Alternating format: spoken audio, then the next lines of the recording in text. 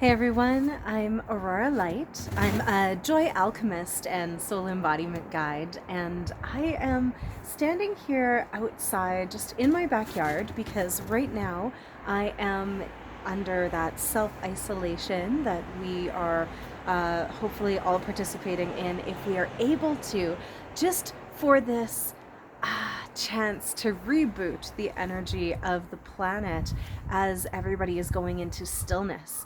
And so I noticed I have been walking around my neighborhood alone and with my family. And one of the things that my higher self, my soul, that higher part of me that has all of this access to information that I only receive when I tune in, was actually planting pillars, columns of light in schools and religious institutions as I was walking around my neighborhood.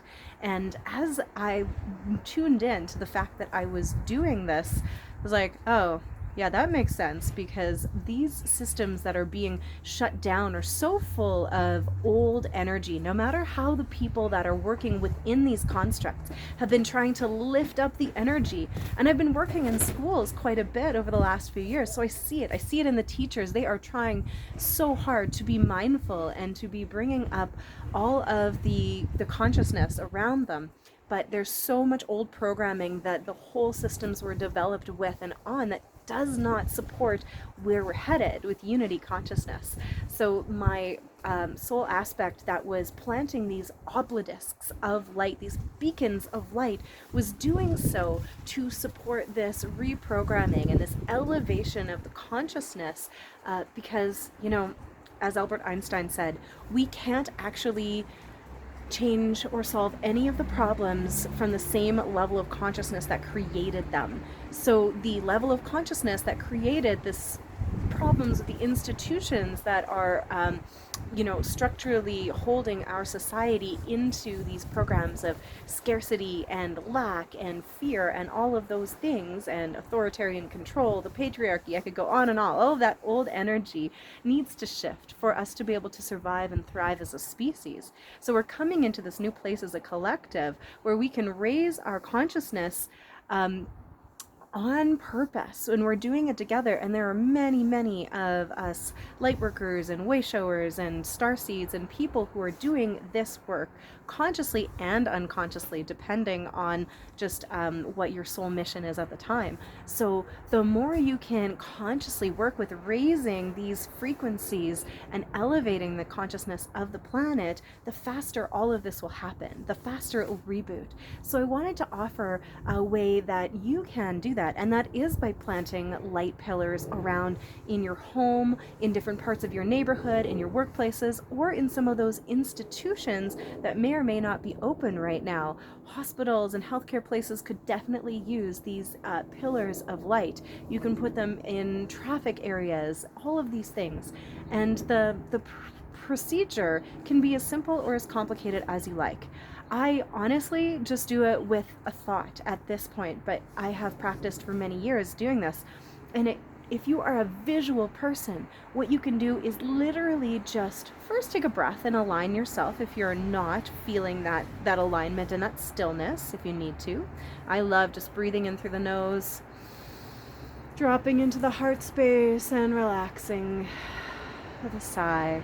And honestly, sometimes I need a couple breaths, but that's all it took to bring me back into alignment. And then I just take the imagination, my visualization, and I literally just draw in my mind's eye a column of silver, diamond, white, sparkling light in this place. And sometimes they are skinny columns, sometimes they are big fat like obelisks where you have the long square and then at the top the pyramid, and that really amplifies up the energy. And some people like to do more than that, and they will do a whole bunch of different practices, but literally that's all I do is I, with my visualization, my focus and my intention, I just imagine which is how we work in the multidimensional realms with the imagination and visualization. Same thing when it comes to that focused intention of creation, and just plant it and draw that column of light up. And I sometimes imagine it just sharing its energy, like spraying it up and out over the neighborhood or wherever it is. So I invite you not to make it any more complicated than that. Your intention matters, and your focus is where your attention and intention can actually create and shift the effects. Now our minds, our bodies and souls, and they're in alignment, are so powerful to raise frequency and create this energy. So go around and have some fun with it. You can do it in your house. I feel like they last about 12 hours, so this is something that can be repeated. You can just do it when you're driving, just like poof, column of light. Sometimes I imagine column of light actually going through my crown down to the ground and all the way through the earth and up through the top as I am driving, and just leaving a trail, a wake of this column of light that is available for anyone that drives through it, is going to receive a transmission of my light codes and any upgrades and frequencies that they might be open to receiving. That's the thing, you can't do any harm with this, because if people are not available to receive that light, then they're shut off from it. If they are available and open to it, their soul will be like, ah.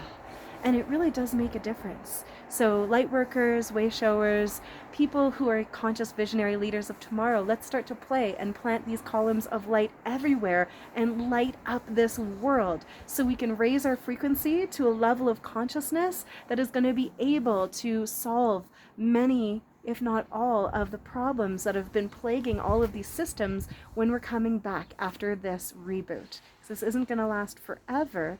And if you're watching this post-pandemic, I'm sure you are watching this and just knowing that massive shifts have happened and are happening. I can feel them already. So I know that we as a human society are going to transform in this cocooning and emerge something so glorious.